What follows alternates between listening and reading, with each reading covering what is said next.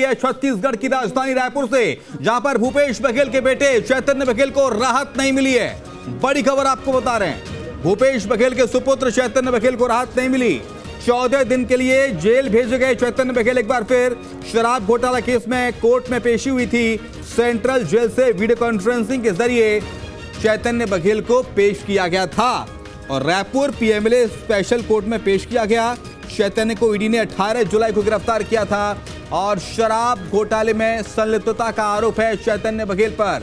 तो चैतन्य बघेल की एक बार फिर से 14 दिन की जुडिशियल कस्टडी जो है वो बढ़ा दी गई है।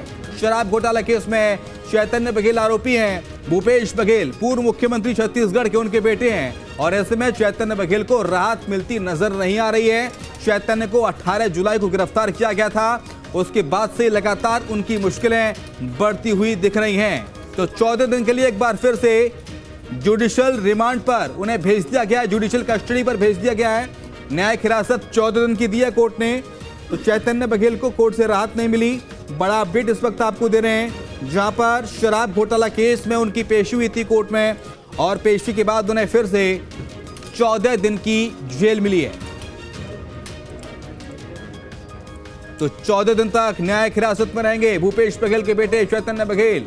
और शराब घोटाला केस में लगातार छत्तीसगढ़ में एक और सियासत की चल रही है।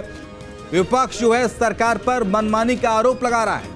भूपेश बघेल लगातार सरकार पर निशाना साध रहे हैं। उनका कहना है कि लगातार कांग्रेस के नेताओं को बीजेपी के द्वारा षड्यंत्र करके फंसाया जा रहा है और ऐसे में चैतन्य बघेल को लेकर कोर्ट में आज पेशी हुई।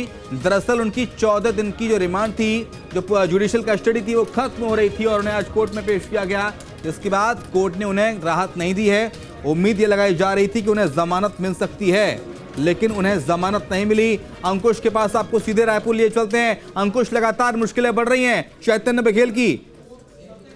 जी हाँ, बिल्कुल। और जिस तरीके से आज कोर्ट में पेशी की गई है, उस पेशगी के बाद न्यायिक रिमांड जो है वो और बढ़ा दी गई है। 14 दिन और चैतन्य बघेल जो है वो जेल में रहेंगे। दरअसल 2 महीने पहले प्रवर्तन निदेशालय की टीम ने चैतन्य बघेल की गिरफ्तारी की थी और गिरफ्तारी के बाद उनको कोर्ट में पेश किया गया था और कोर्ट में पेश करने के बाद चैतन्य बघेल को न्यायिक रिमांड पर भेजा गया था। न्यायिक रिमांड खत्म होने के बाद एक बार फिर से उनको पेश किया गया और माना जा रहा था कि अगली सुनवाई में जो है चैतन्य बघेल की जमानत हो सकती है, लेकिन ऐसा हुआ नहीं। दरअसल दोनों ही पक्ष के जो पक्षकार हैं वो उनकी दलील सुनने के बाद न्यायालय ने फैसला लिया है कि अब 14 दिनों तक न्यायिक रिमांड पर रहेंगे और अगली सुनवाई के बाद ही अगला फैसला होगा। फिलहाल चैतन्य बघेल की मुश्किलें जो है वो कम होती हुई दिखाई नहीं दे रही।